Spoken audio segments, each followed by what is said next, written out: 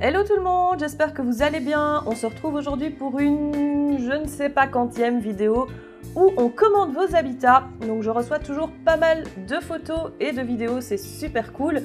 C'est quelque chose que j'avoue que j'aime bien faire et vous avez l'air de bien aimer ce concept. Donc n'oubliez pas, si vous voulez participer, je n'accepte que les emails envoyés à l'adresse que je vous mets toujours en barre d'infos. Je ne prends pas tous les messages Instagram, etc. parce que sinon je m'y retrouve pas, ça prend déjà énormément de temps à faire comme ça, rien qu'avec les emails, donc voilà. Et on est parti pour 10 nouveaux habitats. Alors tout d'abord, on a Manon qui nous dit « Bonjour, je vous envoie la cage de mon hamster russe, c'est une Savick, elle fait 80 x 50, il a du chanvre et du foin dans sa cabane en bois. Dans la petite gamelle jaune, je mets de l'eau. Je précise simplement qu'avant, j'avais une Rhodilunge Trio et suite à vos vidéos, j'ai changé pour celle-ci. Merci beaucoup pour les conseils que vous donnez. » Ça, c'est trop la fête, quoi. Passer de la Rhodilunge à celle-ci, c'est vraiment, vraiment génial. Donc, tu as hamster russe ou hybride. Donc, la roue de 20 cm, c'est correct. Vous me connaissez, on commence par les points négatifs. La première chose, c'est de mettre beaucoup plus de litière. Particulièrement d'un côté, donc je vous le dis à chaque fois, vous n'êtes pas obligé de faire ça sur toute la longueur de l'habitat. Mais d'un côté, au moins pour la moitié de la cage, mettez vraiment de la litière jusqu'au bord du bac. Ça va vraiment permettre au hamster de pouvoir creuser. Mettez la nourriture en dessous de la litière. Et comme ça lui fait une activité saine. Alors les photos sont pas très grandes. Du coup, j'essaye de deviner certaines choses. Alors ton mélange de graines, tu peux enlever la gamelle et tu mets ça directement à même la litière. Tu peux même mettre sous la litière. Comme ça, ton hamster, il va s'occuper, il va aller chercher ses graines tout seul, il va s'occuper, ça va lui faire du bien. En dehors de ça, sinon c'est un très bon habitat. Dans le sens où vous avez un étage qui n'est pas mis trop haut. Ça veut dire que si le hamster saute de l'étage, il n'y a pas de souci, il va pas se faire mal. Vous avez des objets qui sont dans la cage, mais ils sont la plupart éloignés du bord de la cage, à part la roue. Il y aurait peut-être moyen de la mettre autrement. Ce que tu peux peut-être faire, c'est mettre le petit pont en rondin, là, un peu en dessous de l'étage. Mettre le bac à sable un peu plus au milieu, par exemple, surtout si tu enlèves le bol de nourriture. Comme ça, tu mets la roue dans le fond. Si tu as la place, je n'arrive pas à visualiser si tu as la place.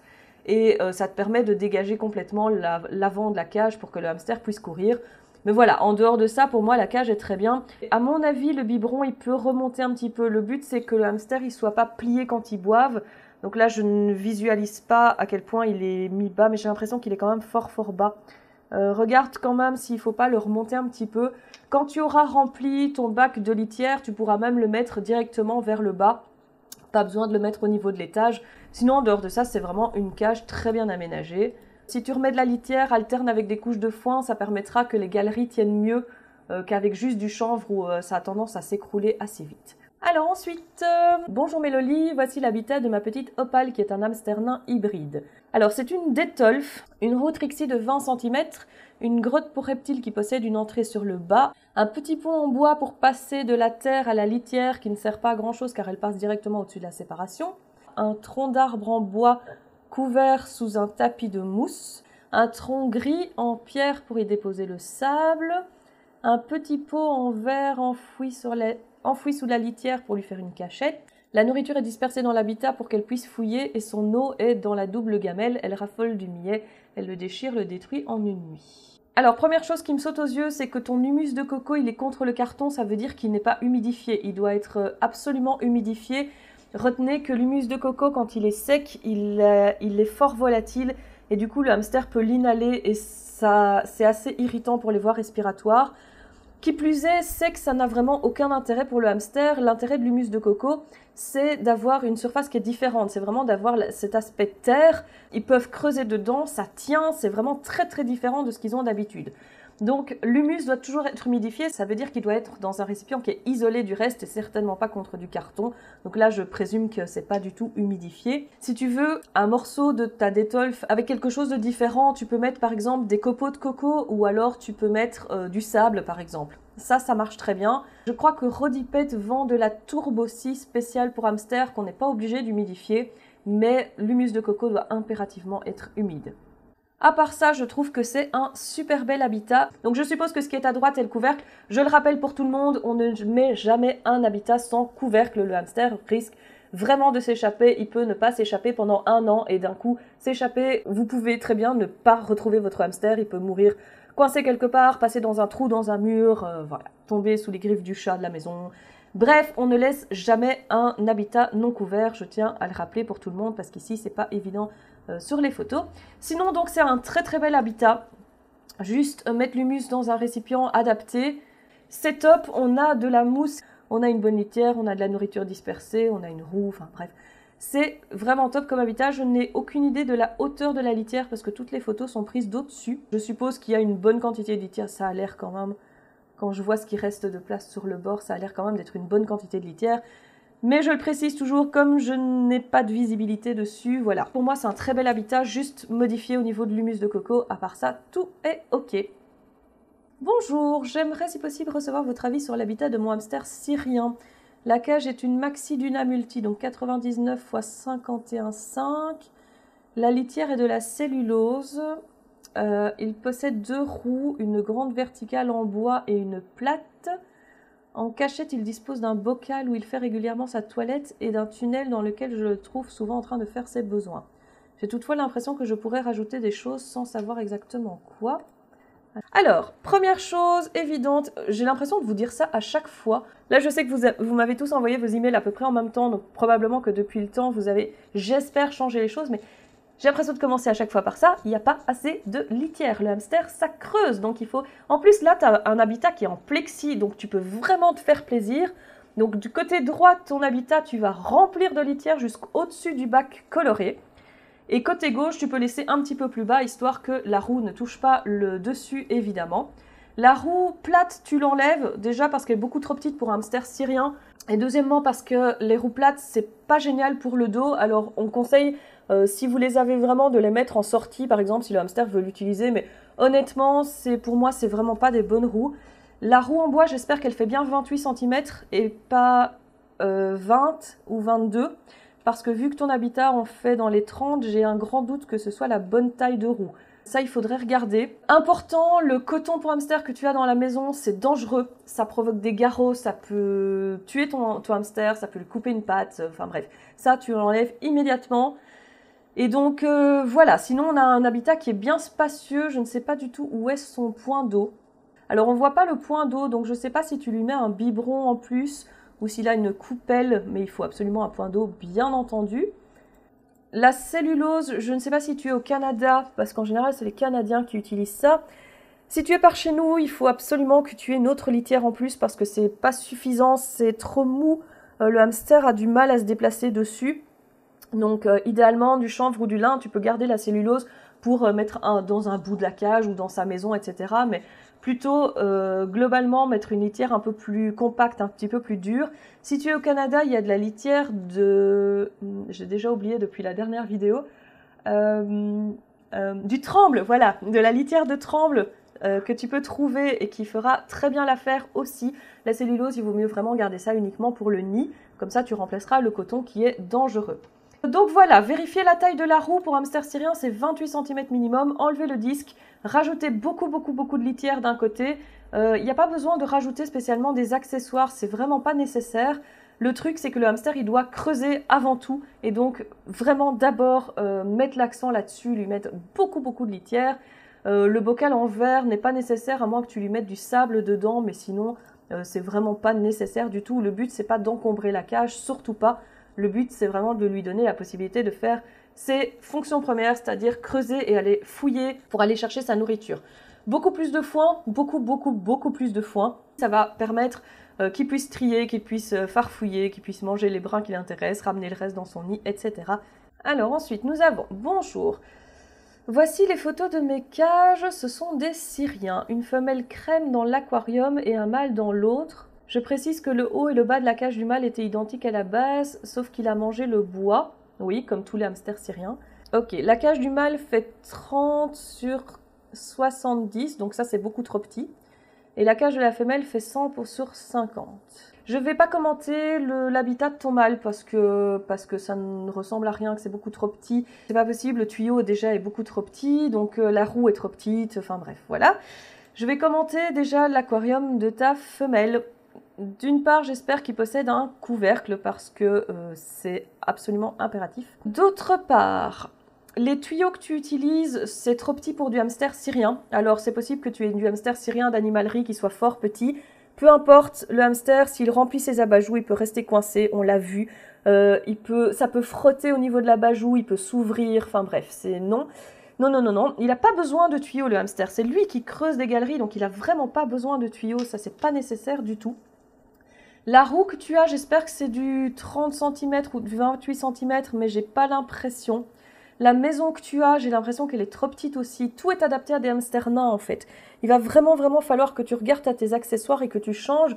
Regarde dans les accessoires pour cochon d'Inde ou pour rat, etc. C'est vraiment là qu'il faut aller chercher quand on a du hamster syrien. Les copeaux que tu utilises, tu ne précises pas, donc je suppose que c'est des basiques copeaux de bois. C'est dangereux, c'est toxique pour les voies respiratoires. On a une vidéo sur les litières, donc ça, je t'invite à aller voir ça directement. N'hésite pas à mettre beaucoup plus de foin, à éparpiller sa nourriture sous le copeau, sous le foin et à enlever son bol de nourriture, ça sert à rien. C'est bien parce que tu as un aquarium qui est aux bonnes dimensions, il est bien haut. Donc ce que tu vas faire, c'est que tu vas déjà au moins doubler le volume de la litière quand tu auras de la litière adaptée. Enlève les tuyaux, ça sert vraiment à rien. Enlève la maison qui est trop petite, vérifie la taille de la roue, mais j'ai l'impression que c'est une petite à vue de nez, c'est la 20 cm. Il faut absolument du 28 cm. Tu mets de la surlitière, tu mets du foin, tu mets des fleurs séchées, bref, tu lui mets plein de trucs en activité. T'éparpilles ses graines en dessous. La maison, si t'en as pas pour le moment, c'est pas grave, tu l'enlèves complètement. Elle ira faire son nid en dessous des copeaux ou dans un coin, il n'y a aucun souci. Et ça lui permettra d'avoir vraiment une bonne activité de hamster et de pas s'ennuyer. Mais pour un hamster syrien, tous ces accessoires-là sont beaucoup trop petits. Même si tu as un hamster qui est fort petit parce qu'il est consanguin, peu importe, il faut quand même voir pour des accessoires adaptés.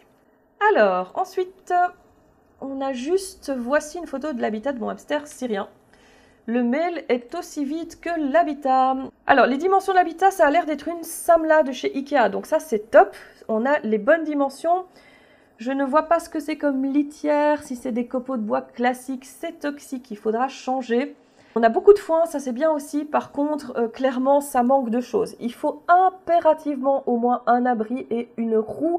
C'est vraiment le strict minimum. Ton hamster, il n'est pas en prison. On ne lui empêche pas de vivre, s'il vous plaît. Il faut impérativement une roue. Tu ne dis pas... Ah si, c'est un hamster syrien. Donc c'est une roue de 28 cm.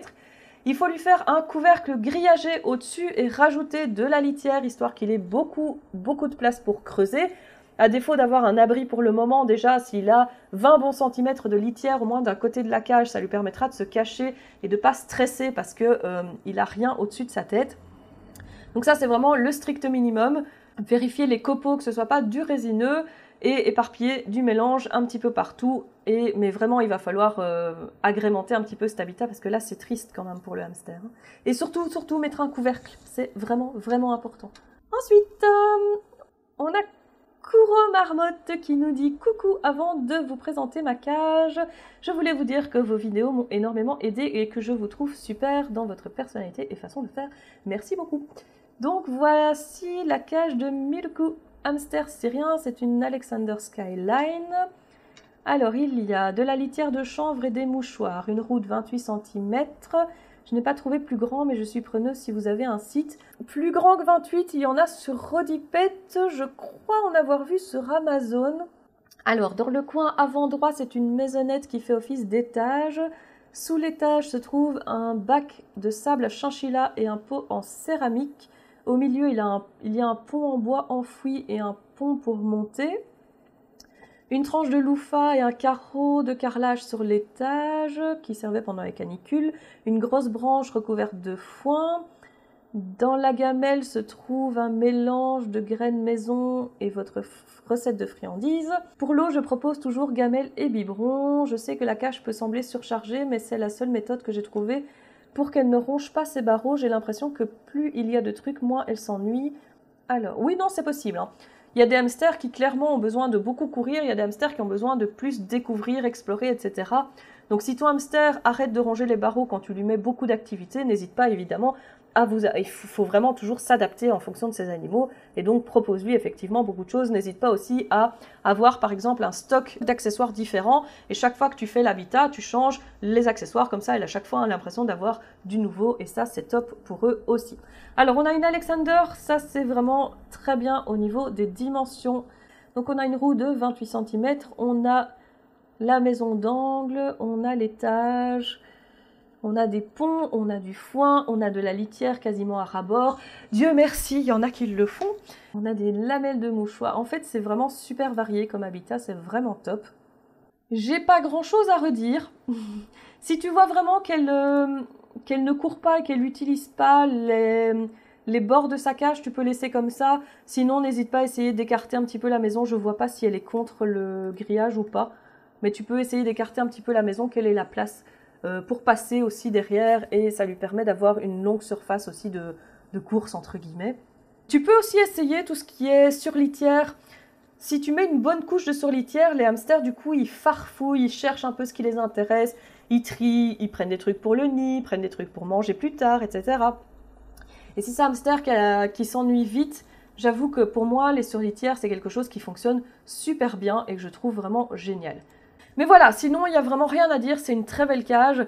Peut-être voir si le biberon est pas un petit peu trop haut. Le hamster il doit pas se dresser pour boire, il doit boire en position normale. Donc peut-être, je me demande s'il faudrait pas le descendre un petit peu, mais je ne visualise pas à combien de centimètres il est de la litière, donc c'est un petit peu compliqué à dire. Et pareil, son mélange de nourriture, en particulier si elle s'ennuie vite, le mélange de nourriture, n'hésite pas à l'enlever du bol et à le mettre directement dans la litière, voire même sous la litière, comme ça va lui faire de l'activité. Mais voilà, sinon franchement cette cage est superbe. Alors ensuite, bonsoir, j'ai joint des photos de la cage de mon hamster pour avoir votre avis. Je voudrais vous remercier pour tout le travail que vous faites avec plaisir. Alors sur les photos, vous allez voir, il n'y a pas beaucoup de foin, c'est normal. Je vais lui en rajouter avant de me coucher. Ensuite, il n'y a pas de gamelle pour sa nourriture car je la mets directement sous la litière pour que ça lui fasse un peu d'activité. Et sa terre à bain, je lui mets des fois dans son parc ou dans sa cage, mais là, je l'ai retirée. Les dimensions de la cage font 64 sur 44. Donc, on est à 2816 cm². Ça veut dire que c'est presque la moitié, c'est un peu plus que la moitié de ce qu'on recommande au minimum pour un hamster. Donc c'est beaucoup, beaucoup trop petit. Alors aussi je voudrais préciser que je n'ai pas trouvé d'autre solution que d'attacher son biberon avec du scotch, mais il ne peut pas le toucher, ni le manger, ni quoi que ce soit. Alors un hamster va toujours pouvoir faire ce qu'il a envie de faire, surtout si c'est des conneries. Là en l'occurrence, il peut monter dessus sans aucun problème. Donc ça c'est vraiment à bannir, tu lui mets une gamelle d'eau mais certainement pas quelque chose avec du scotch, c'est toxique, c'est pas du tout bon. Pour ce qu'il y est du couvercle, je n'ai pas le matériel pour faire un couvercle grillagé, donc le soir quand je vais me coucher, je lui mets son couvercle à moitié au cas où il s'échapperait. Donc ça ou rien, ben c'est rien, tu achètes simplement du grillage à poules et tu viens le plier sur les bords de l'habitat et hop, t'as un couvercle. Il faut pas grand chose, il faut juste acheter du grillage, ça coûte 10-12 €. Et comme ça tu as un couvercle sécurisé parce que là ton hamster clairement pourrait se faire la malle sans aucun problème. Donc l'habitat est trop petit. Je ne sais pas si c'est une roue de 28 cm ou de 20 cm. Si c'est du 20 cm, j'ai l'impression que c'est du 20 cm. C'est trop petit, il lui faut une roue de 28. Si c'est du 28, je n'ai rien dit. Mais j'ai l'impression que c'est du 20 cm.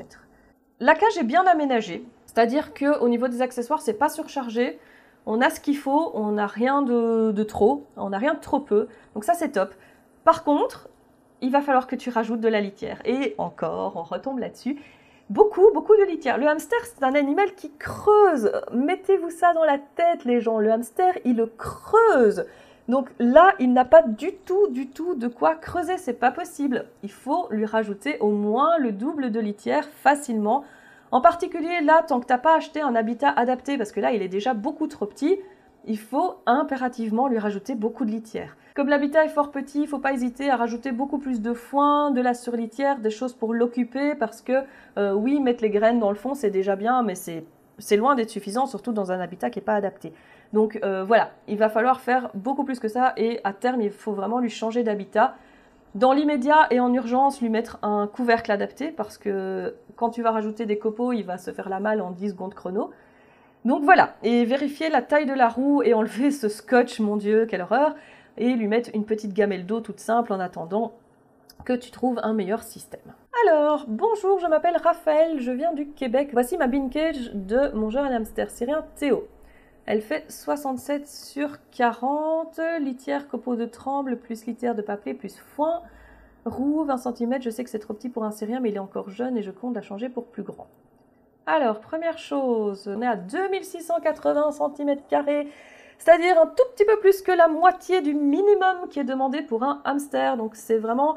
Je sais qu'au Québec, c'est pas évident, mais je sais aussi que certains d'entre vous arrivent très bien à trouver des cages adaptées, donc c'est possible.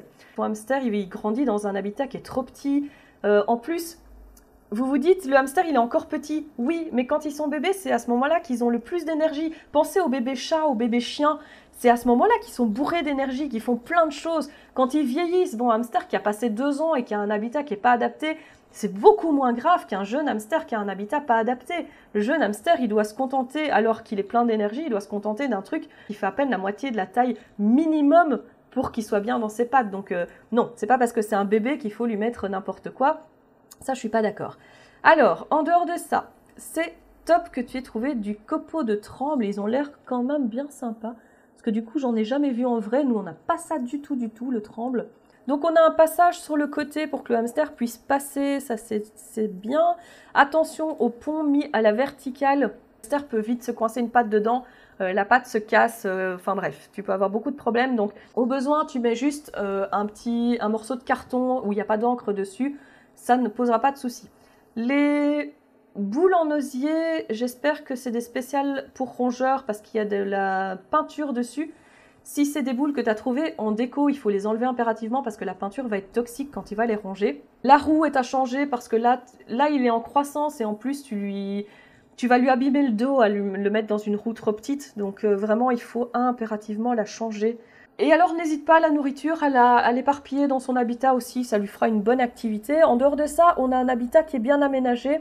Personnellement, je reculerais le petit plateau là qui est mis dans l'angle. Comme ça, il a vraiment toute la longueur de l'habitat pour courir, même quitte à mettre les 2 petites maisons aussi un peu plus à l'intérieur de la cage. Comme ça, il a un L où il peut courir librement. C'est quand même beaucoup mieux. Et ça, c'est vraiment en attendant de lui trouver un habitat plus adapté. Alors, Mathilde qui nous dit « Bonjour, voici la cage de... » Ah oui, Mathilde, je vais même pas publier la cage. C'est une redie. Je redis dans chaque vidéo que les redis, c'est n'importe quoi. C'est juste la taille d'une cage de transport, donc non. Je vais pas perdre de temps là-dessus, tu n'as qu'à aller voir les autres vidéos. Mais voilà, je perds pas de temps avec les redis, c'est bon, un moment. Alors, bonjour, je m'appelle Aurélien, 22 ans, je vis à l'île de la Réunion. Et je vous présente mon hamster Negan, sa cage fait 4000 cm². Alors j'ai posé la question par la suite, c'est une cage à lapin qu'il a utilisée. Donc, ceux de la Réunion, n'hésitez pas à regarder au niveau des cages à lapin, vous pouvez trouver des choses adaptées. Alors, litière de chanvre plus mix de foin, il aime creuser et mettre du désordre. Une roue de chez Oberdog qui est vernie. Une souche de liège chez Oberdog. Donc c'est bien, je vous donne un petit peu les noms aussi, comme ça, ceux de la Réunion, vous voyez un petit peu où vous pouvez vous fournir. Un tunnel verni, c'est Bubimex, que j'ai agrandi à la Dremel pour beaucoup plus d'espace.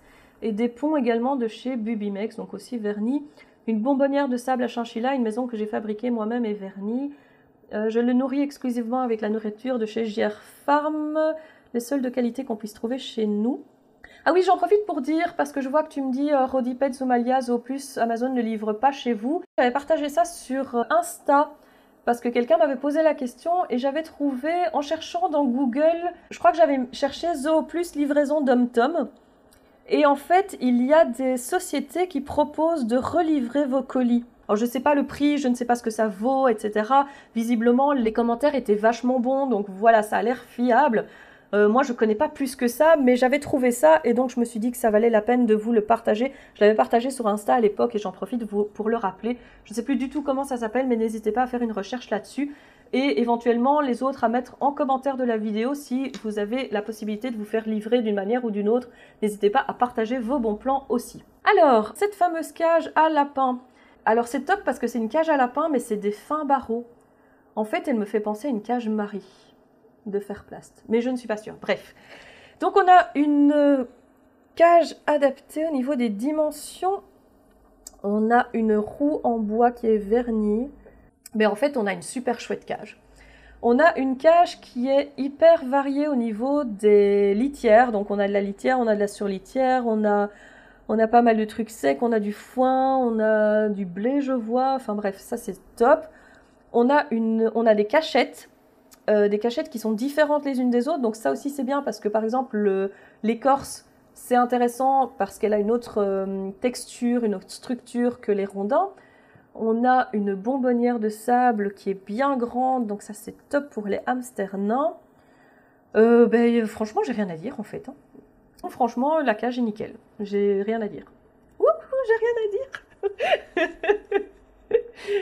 Alors, dernière pour la journée. Bonjour Aurélie, je t'envoie quelques photos de mes 2 bean cages aménagées pour mes 2 syriennes. Juste quelques précisions sur les bean cages. Elles mesurent toutes les deux 75 par 55. J'utilise de la litière de chanvre, une surlitière Real Nature avec des feuilles, des écorces et un peu de mousse. Et les roues font 28 cm de diamètre. Les maisons bleues et roses sont faites main avec de la peinture Ecolabel et mes hamsters ne les rongent pas. Voilà, en tout cas, j'espère passer dans une de tes vidéos. Alors, j'ai toujours cette impression, personnellement, que les bean cages pour un hamster syrien, c'est un peu juste. On est au-dessus des 4000 cm², donc il n'y a pas de souci au niveau de la taille. C'est vraiment personnel. Je trouve personnellement qu'une bean cage pour un syrien, c'est un peu limite. Donc si tu as éventuellement l'occasion de changer pour plus grand, je dirais de pas hésiter, mais ça, vous commencez à le savoir. Sinon, en dehors de ça, voilà, on est dans les dimensions, il n'y a pas de souci. Alors, on a des habitats qui sont bien aménagés, donc on a le minimum au niveau des accessoires. Ce qui est intéressant parce que une bean cage, c'est pas très grand, c'est vite fort rempli. Donc du coup, surtout avec les accessoires des hamsters syriens qui sont très grands. Donc c'est bien de ne pas en mettre de trop non plus. Je dirais qu'éventuellement, la bonbonnière de sable, on peut l'enlever et la proposer uniquement en sortie. Le hamster syrien n'en a pas besoin forcément tout le temps. Après, s'il les utilise comme toilette, ça peut être intéressant de le laisser, c'est vrai, parce que ça permet de nettoyer très très vite le coin pipi sans bouger à tout l'habitat. On a beaucoup de litière, beaucoup de foin, de la surlitière, on a le mélange qui est éparpillé dans l'habitat. On a les accessoires qui sont espacés du bord, en tout cas la maison est espacée de tous les bords, ça c'est top, ça permet que le hamster ait quand même de la place sur le côté. Il a de quoi creuser, ils ont, parce que du coup il y a 2 habitats, ils ont de quoi creuser, ils ont une roue adaptée, ils ont de la variété. Franchement pour moi c'est des très bons habitats. Je suppose qu'il y a oui, il y a des couvercles, donc ça c'est nickel.